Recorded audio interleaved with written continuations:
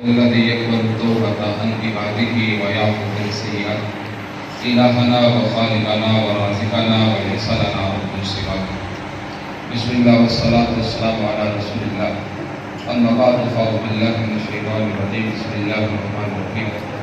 قال الله تعالى في القرآن المجيد والفرقان الحميد: وهو الذي خلق من الماء بشرا فجعله نسبا وصهرا. اللهم صل على محمد وعلى آل محمد ومن تبعهم بإحسان إلى يوم الدين. يا أيها الناس اتقوا ربكم الذي خلقكم من نفس واحدة وخلق منها زوجها وبث منهما رجالا كثيرا ونساء واتقوا الله الذي تساءلون به والأرحام إن الله كان عليكم رقيبا. رب اشرح لي صدري ويسر لي أمري واحلل عقدة من لساني يفقهوا قولي. رب زدني علما رب يسر ولا تعسر وتمم بالخير يا معلم ابراہیم علمنی. سورۃ الفرقان میں اللہ پاک تخلیق انسان کے حوالے سے بیان فرماتے ہیں کہ وہ ذات جس نے انسان کو پانی سے پیدا کیا، پانی کی پیدائش کے بعد اللہ پاک نے انسان کو دو رشتوں میں قائم کر دیا. ایک رشتہ نسبی اور ایک رشتہ عصبی میں. دو رشتوں میں اللہ نے انسان کو تقسیم کر دیا. رشتہ عصبی جو انسان کا مرد کی طرف سے چلتا ہے اور سیدنا آدم علیہ السلام کی ذات اقدس تک پہنچے، اسے رشتہ عصبی کہتے ہیں. اور رشتہ نسبی جو انسان کی والدہ سے لے کر سیدنا اماں حوا تک جائے، یعنی کہ جو رشتہ باپ کی طرف سے چلتا ہے وہ عصبی کہلاتا ہے. جو رشتہ انسان کا ماں کی طرف سے چلتا ہے، عورت کی طرف سے چلتا ہے، اسے رشتہ مسحرت بھی کہتے ہیں، یعنی سسرالی رشتہ. بنیادی طور پر یہ دو ہی رشتے ہیں. تو انسان جتنے بھی اعمال کرے، نیکیاں بجا لائے، لیکن اگر وہ رشتوں کو توڑتا ہے تو اس کے اعمال، اس کی نمازیں، اس کی زکوٰۃ، اس کے حج اور روزوں کا قیام اور فضائل جو انسان سن کے عمل کرتا ہے وہ ضائع. تو ان دو بنیادی رشتوں میں دو رشتے ایسے ہیں جن کے تقدس کو ہم نے پامال کر کے رکھ دیا. رشتہ عصبی میں انسان کے بہن بھائی ہیں، چچائے ہیں اور رشتے اس میں جو رشتہ بہن کا رشتہ ہے ہم نے اس کے تقدس کو کمال کیا. نفرت، عداوت، تانا، اگر ان تمام اس طرح کے جتنے بھی الفاظ ہیں، اگر ان الفاظ کو جمع کر کے جملہ بنائے، ہم نے یہ جملہ بنا دیا. اس رشتے کو نام دیا جسے سسرالی رشتہ کہتے ہیں. ہم نے بطور تانا اس رشتے کو بیان کرنا شروع کر دیا. تو یہ دو رشتے ہیں جن کے تقدس کو ہم نے کمال کیے. آئیں دیکھتے ہیں کہ شریعت کی نظر میں اور پیغمبر کی سیرت میں ان دو رشتوں کی اہمیت کیا ہے. حضور اکرم صلی اللہ علیہ وسلم بیان کرتے ہیں کائنات میں نکاح سے جڑنے والا جو رشتہ ہے، اس سے بڑھ کر کائنات میں محبت اور پیار والا کوئی رشتہ کاٹ نہیں.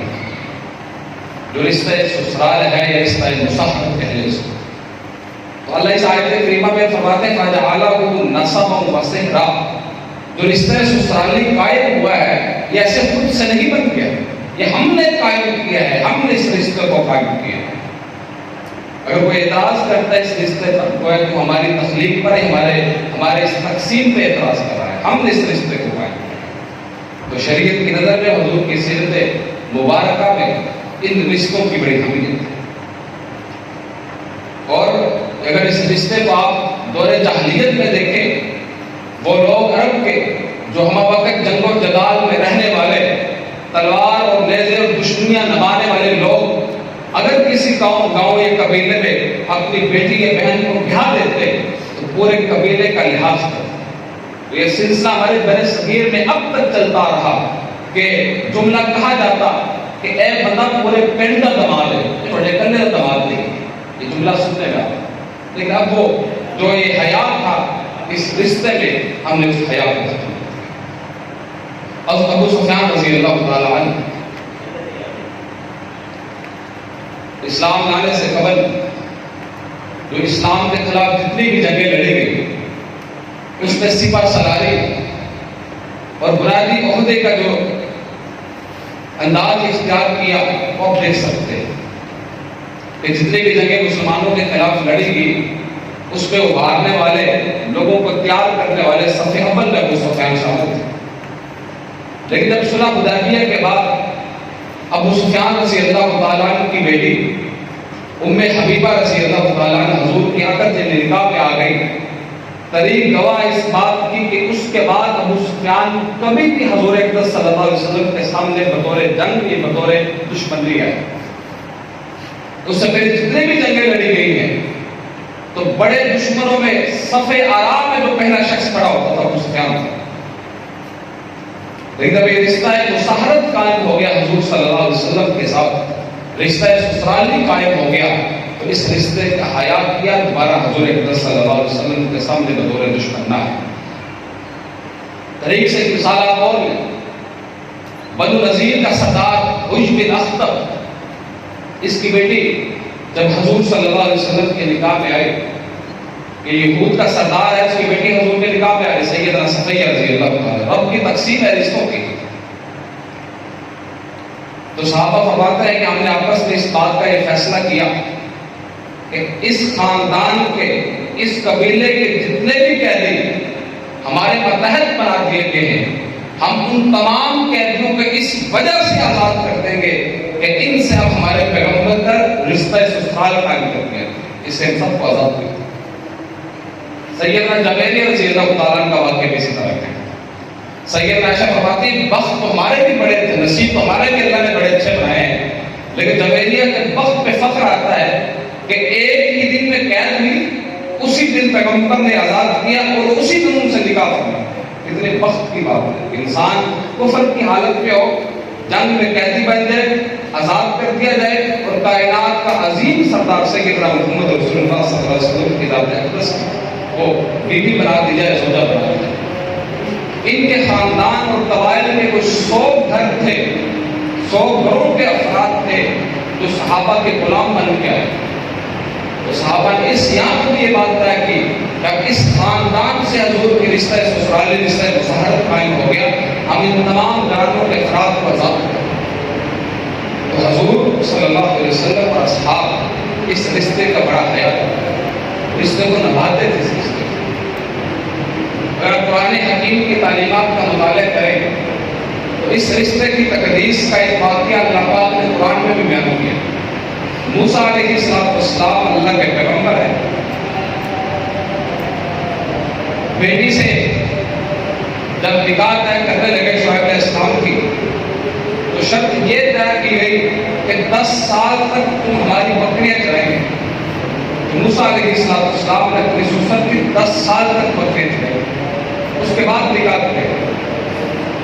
اس طرح کی مثال جب قرآن میں بیان کرتی ہے تو پھر ہم اس رشتے کو تانے کا نام کیوں دیتے ہیں؟ اس رشتے کے تقدس کو کمال کیوں کرتے ہیں؟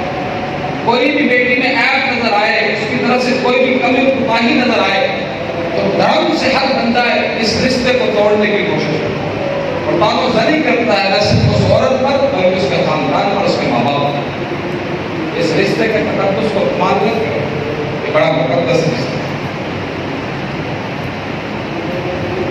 ابو سفیان رضی اللہ تعالیٰ عنہ نے جب دیکھا کہ مکہ میں قحط پڑ گیا اور اہل مکہ مانتے تھے کہ پیغمبر کی دعا کو اللہ رد نہیں کرتا، ابو سفیان مدینے آئے اور کہا کہ پیغمبر ہے تمہارا رشتہ دار اور ہمارے لیے دعا نہ کرے تو پھر کس رشتے کا واسطہ دے؟ رشتہ سسرالی کا واسطہ دینا۔ حضور صلی اللہ علیہ وسلم نے مسجد نبوی میں بیٹھ کر دعا مدینے میں فرمائی، اللہ نے مکے سے قحط دور کر دیا اور بارش نصیب عطا کی۔ اسی رشتے کا حوالہ دیا تھا، حضور نے اپنے دشمن کے لیے دعا کی اسی رشتے کے حوالے کیا۔ گاؤں میں، پنڈ میں، کسی بھی تعلق کی جگہ پر اس رشتے کا حوالہ دیا جائے تو حیا رکھا کرے اس رشتے۔ جو مرد کی طرف سے ہمارے رشتے ہوتے ہیں، برادری ہوتی ہے، اس کا ہم حیا زیادہ کرتے ہیں۔ جو عورت کی طرف سے ہمارے رشتے بنتے ہیں، جو برادری بنتی ہے، اس کا حیا ہم کم کرتے ہیں، اس سے وہ تعلق نہیں رکھتے جو مرد کی طرف سے تعلق ہوتے ہیں۔ ایسا ہے شریعت اور شریعت کے ماننے والے جو اصحاب ہیں، ان کے نقطۂ نظر میں، ان کی نظر میں اس رشتے کا بڑا تقدس ہے اور انہوں نے اس رشتے کو زندہ رکھا۔ تو دوسرا رشتہ جس کے تقدس کو ہم نے کمال کیا وہ بہن کا رشتہ ہے۔ اس رشتے کو بھی ہم نے بڑا کمال کیا۔ وراثت کی تقسیم میں اس رشتے کو ہم سے دور کیا۔ بہن کی وراثت کے معاملے میں ہمیں اس رشتے سے بہت دور کیا۔ اگر آپ حدیث کا مطالعہ کریں، جو یہ مرد کو وراثت ملی ہے یہ عورت کی وجہ سے ملی ہے۔ ایک عورت نے کہا کہ اللہ کے رسول میرا خاوند فوت ہو گیا، میری بیٹی ہے، تو میرے بچوں کی جو چچائے ہیں انہوں نے وراثت کا قبضہ کر لیا۔ وہ کہتے ہیں کہ بیٹیوں کی کیا وراثت ہے، بہنوں کی کیا وراثت ہے۔ عرب میں یہ کلچر اور نظریہ تھا کہ وراثت صرف اسی بندے کی ہے جس نے نیزہ پھینکنا ہے، جس نے تلوار زنی کرنی ہے، جو گھوڑا دوڑائے گا میدان مقتل میں، جو جان پیش کرے گا، وراثت اس کو ملنی چاہیے۔ عورت تو گھر کا ایک زیور ہے، اور گھر کا فرد ہے، اس کو وراثت میں اس کا حصہ ہی نہیں۔ حضور صلی اللہ علیہ وسلم اس عورت کی بات سن کے خاموش ہوئے۔ حضور فرماتے ہیں آپ کو بتاتا ہوں، پھر مشہور وہ جو آیت کریمہ ہے یوصیکم اللہ فی اولادکم للذکر مثل حظ الانثیین، اللہ پاک نے وہ پورا رکوع نازل کیا، اس میں وراثت کے احکامات بیان کیے۔ اس سے پہلے شریعت میں مرد کے لیے کوئی وراثت نہیں تھی۔ اس عورت کی وجہ سے مرد کو وراثت کی حصہ دیا ہے، اور ہماری ستم ظریفی یہ ہے کہ اسی عورت کو ہم نے وراثت سے محروم کر دیا۔ اور اسی پاکستان کی سرزمین پہ ہم نے دیکھا کہ مردوں نے، خاندانوں نے عورت کو وراثت سے محروم رکھنے کے لیے ان کا نکاح قرآن سے کیا ہے، اور عورت کو وراثت سے محروم رکھنے کے لیے ان کو قید و بند میں ڈال دیا تاکہ گھر کی وراثت اور گھر کا مال دوسرے خاندان میں نہ چلا۔ انہوں نے ایسے کیا، اور سننے میں یہ آتا ہے، یہ لوگ کہتے ہیں کہ بہنوں نے حصہ معاف کر دیا۔ غلط بیانی کرتے ہیں ایسے لوگ جو کہتے ہیں کہ بہنوں نے حق معاف کر دیا۔ ہم جملہ یہ بولتے ہیں کہ یاد ہوئے دا پر عادت ہوا چھڑ دے کہ وراثت ملے، ہم اس طرح کے جملے بولتے ہیں۔ تو بہنیں حیا والی ہوتی ہیں، بھائی کا دروازہ نہیں چھوڑتی، وراثت چھوڑتی، اپنے بچوں کا حق معاف کر دیتی ہے، بھائی کا دروازہ نہیں چھوڑتی۔ تو شریعت نے بہنوں کو حق دیا ہے، جس قدر میں ان کا حق بنتا ہے وہ دیا ہے۔ جہیز دے دینے سے وراثت کا حق محروم نہیں ہوتا، وہ انسان کو فرق پہ لازم ہے، تو بہنوں کا حق۔ ہر بندہ بیٹے کی دعا کرتا ہے، بیٹی کی دعائی کو نہیں کرتا۔ ہم نے پہلے ہی دن سے جب بیٹے کو بیاہا اور ہم نے بیٹی کا حق مار دیا کہ ہم نے بیٹے کے لیے دعا مانگنا شروع کر دیا، اللہ پتر دے۔ حضور صلی اللہ علیہ وسلم کی وجود کی سیدنا حسن بن علی اس روایت کو بیان کرتے فرماتے ہیں اللہ کے رسول مسجد میں وجود ہے، ایک بندہ حضور سے ملنے آیا، آپ کے پاس بیٹھا ہوا ہے بندہ، اس کا بیٹا دوڑتا اس کی طرف ملنے آیا، اس نے اپنے بیٹے کو اٹھایا، اس کو بوسہ دیا اور اپنی ٹانگ اپنے فخذ اپنے ران میں اس کو بٹھا لیا۔ اس کے بعد اس کی بیٹی آئی، نہ اس نے اپنی بیٹی کو بوسہ دیا نہ اپنی ٹانگ پہ بٹھایا، اس کو زمین پہ بٹھایا۔ اللہ کے رسول نے یہ تو نہیں کیا، اس بیٹی کو بھی ویسے بوسہ دے، اس کو پیار کر، اس کو بھی اپنے دوسرے فخذ دوسری ران پہ بٹھا۔ اس نے اس کو پیار کیا، بوسہ دیا، اپنی ران پہ بٹھایا۔ پھر حضور نے کہا الان عدلت، اب تو نہیں انصاف۔ تو بہن بیٹی اور بیٹوں کے درمیان میں اس طرح کی تفریق نہ کریں، یہ رشتہ بڑا مبارک رشتہ ہے۔ بھائی چھوڑ جاتے ہیں، بہنیں بھائیوں کا ساتھ دیتی، اس رشتے کے تقدس کو کمال نہیں۔ ہمارے اس برصغیر میں عیدین کے موقع پر ایک رسم چلتی آ رہی ہے کہ بہنوں کو عیدی دی جاتی ہے۔ یہ برصغیر میں سب سے اچھے کا کوئی رسم مجھے لگتی ہے تو یہ لگتی ہے کہ بہنوں کی عیدی دی جاتی ہے۔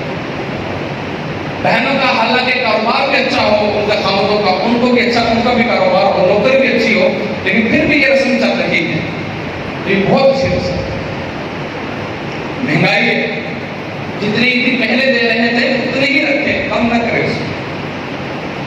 تو اس رشتے کے تقدس کو پال نہ کریں، اس کو بحال کریں۔ سیدنا جابر بن عبداللہ رضی اللہ تعالیٰ عنہ فرماتے ہیں، کہتے میرے باپ عبداللہ انصاری رضی اللہ تعالیٰ عنہ جب احد میں جانے لگے تو کہنے لگے جابر میں احد میں جا رہا ہوں اور مجھے اللہ کے یہاں امید ہے کہ میں شہادت نوش کراؤں گا، تیری 7 بہنیں ہیں تو ان کا خیال کروں۔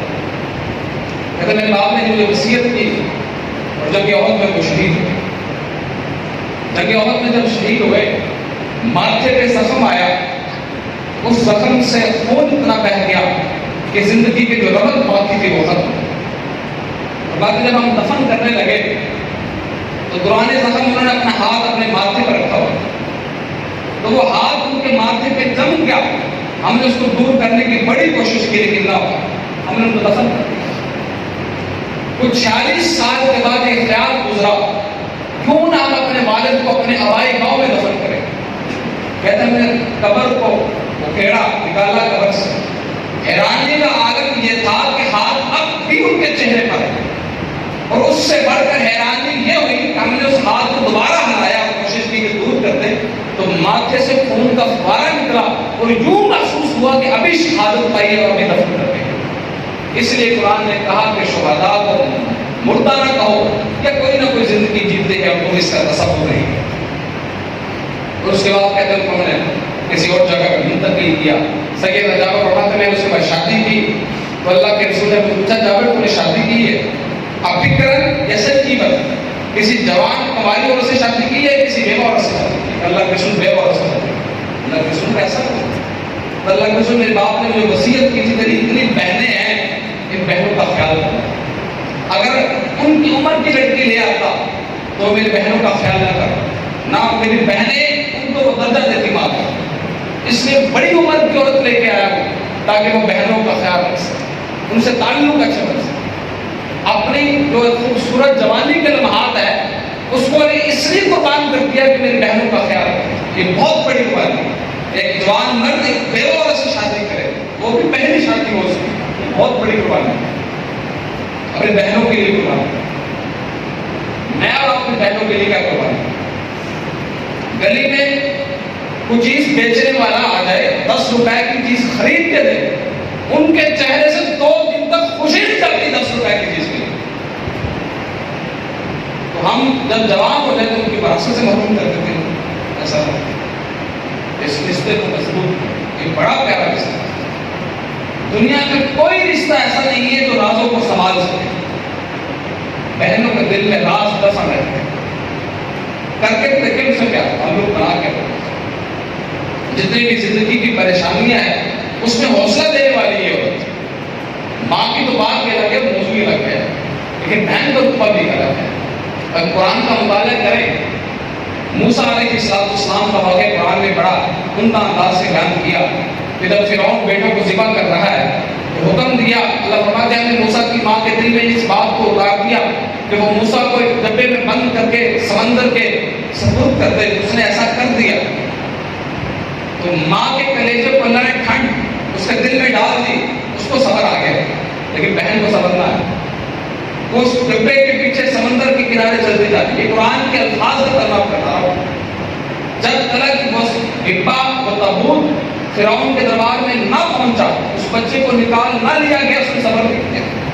جب اس بچے کو دودھ پلایا گیا مختلف دائیوں کا، اس نے نہ پیا، اس نے کہا ایک اور عورت ہے میں بتاؤں اس کی یہ دودھ پیے گا۔ جب تک اپنے بھائی کو اس کیا کہتے اتنے بڑے خطرات سے نکال کر پھر ماں کی گود میں نہ ڈال دیا، اس بہن نے صبر نہیں کیا۔ وقالت لأخته قصيه فبصرت عن جنب۔ اب آیات کا ترجمہ تو پڑھ رہے ہیں، بہن کو صبر ہی نہیں آیا کہ بھائی کب تک اس سمندر کی لہروں کے سپرد کر دیا ہے، کیا بنے گا کیا ہوگا۔ یہ بڑا مبارک اور بہتر رشتہ ہے۔ عیدین کا موقع آ رہا ہے، جن بہنوں سے تعلق خراب ہے، رشتہ سسرال میں تعلق خراب ہے، ان رشتوں کو جوڑے، خوشی کا موقع ہے، دعوتیں کریں، ایک دوسرے سے ملے، تحائف دیں ایک دوسرے سے، محبتیں بڑھتی ہیں تحائف دینے سے، تحفے دیں ایک دوسرے کو۔ جس نے تحفہ دیا قرآن کہتا ہے اس سے بڑھ کر تحفہ دو، اس سے بڑھ کر نہیں دے سکتے، جتنا اس نے دیا ہے اتنا دو۔ ایک دوسرے کو تحائف، عید کے موقع خوبصورت موقع، اور بہت سارے ایسے رشتہ اور احباب ہیں جو نہیں خرید سکتے بہت ساری چیزیں، ان کے ساتھ چلے، ان کو تحائف لے کے دیں. یہ ساری چیزیں جو بیان کر رہے ہیں اس لیے تاکہ ہم ان رشتوں کو مضبوط کریں. بہنیں کو بیان دیا ہم نے، بہنوں کو بیان دیا. جو دماد آگے وہ اچھا نہیں نکلتا پھر کیا کیا؟ بہنیں اس ڈر سے دوسری فیملی کا، دوسرے خاندان کی مظاہر کر بتاتی نہیں کہ میرا بھائی پریشان ہو گیا، میرے ماں باپ پریشان ہو گئے. اور ہم نے بھی نوازوں کی طرف بہنوں کو چھوڑ دیا، کبھی مڑ کے دیکھیں نہیں ان کی طرف، ان کے حالات کر کے کیا ہے. بس یاد کیا جہیز جیتے اپنے اپنا کفارہ ادا کر کے بس جان چھوڑ دیا. سمجھ پوری نظر رکھیں کہ جن کے ہم نے بہنوں کو بیاہ وہ لوگ کس طرح کے، تو رشتہ سے پہلے دیکھیں، پہلے بھی دیکھا بعد میں بھی نظر رکھیں کہ ان کے حالات کیسے چل رہے ہیں. جب بیاہ تھا تو دماد اچھی نوکری کرتا، اچھے کاروبار کرتا، لیکن اب نہیں ہے. ان کو سپورٹ، ان سے پوچھیں تو مسئلہ تو نہیں کرتا، اگر کوئی ہے مسئلہ تو ہم. عورت اتنی کیوں ڈرتی کہ اس کو طلاق ہو جائے اس کا خامن کر، کیوں ڈرتی ہو؟ کیوں؟ اس کو پتا کہ میرے جو اپنے ہیں انہوں نے چھوڑ دیا، اب وہاں جانے کا کوئی چانس ہی بات نہیں. ایک عورت اپنے خامن یا وہاں کے برے معاملات کو کیوں برداشت کرتی طرح سے؟ صرف اس لیے کہ پیچھے فیملی کہتی کہ ہم آپ کو اب قبول کرنے والے نہیں. تو اس مبارک رشتے کو جس کا تقدس قرآن نے بیان کیا ہے، احادیث نے بیان کیا ہے، اس کے تقدس کو بحال نہ کرے. اس رشتے کو قائم رکھے. دو رشتے بیان کیے ہیں، ایک رشتہ سسرالی، ایک بہن کا رشتہ ہے. ان دونوں رشتوں کو قائم رکھے. سیدنا انس بن نضر رضی اللہ تعالیٰ عنہ صحابی رسول ہے، بہن کے ساتھ بڑا پیار ہے. تو بہن کسی جگہ پہ گئی، لڑائی ہوگی وہاں پہ، تو بہن نے ربیہ نام ہے، ربیہ انس بن نضر کی بہن کا نام، اس نے سامنے مقابلے میں جو عورت لڑنے آئی تھی اس کا دام توڑ دیا. تو وہ خاندان اور قبیلہ حضور کے پاس مقدمہ لے کے گئے. حضور نے فیصلہ کر دیا کہ دام کے بدلے دام توڑا جائے گا. تو پاس میں ربیہ بنت نضر کا بھائی انس بن نضر بیٹھا. اس نے کہا واللہ، اللہ کی قسم، لا تکسر سنجت ربیہ، میری بہن کا دام نہیں توڑا جائے گا. اللہ کی قسم میری بہن کا دام نہیں توڑا جائے گا. حضور فرماتے ہیں انس کیا ہو گیا؟ رب کے قرآن کا فیصلہ ہے، تو یہ کیسے کہہ سکتا ہے؟ اللہ کی قسم میری بہن کا دام نہیں توڑا. پیغمبر فیصلہ فرما رہے ہیں، قرآن میں واضح بیان ہے کہ دام کے بدلے میں دام توڑا جائے گا. اللہ کی قسم میری بہن کا دام نہیں توڑا. اسی اسنا میں جنہوں نے مقدمہ دائر کیا ان کے دل میں اللہ نے بات ڈال دی کہ آپ اس مقدمے کو واپس لیں. اللہ کے رسول ہم اس مقدمے کو واپس کرتے ہیں، ہم نے قصاص نہیں دیا. اس وقت پھر اللہ کے رسول نے کہا میری امت میں کچھ لوگ ایسے ہیں ان سے اللہ کا اتنا پیار اور تعلق ہی الگ ہے، اگر وہ اللہ پہ قسم ڈال دیں اللہ ان کی قسم پوری کر دے. تو بہنوں کے ساتھ ایسا جذبہ ہونا چاہیے. اگر ان کو کوئی نقصان پہنچتا نظر آئے تو آپ کا خون جو جذبہ ہے خون کے اندر اس کو بھڑکنا چاہیے، ان کے دفاع کے لیے بھڑکنا چاہیے.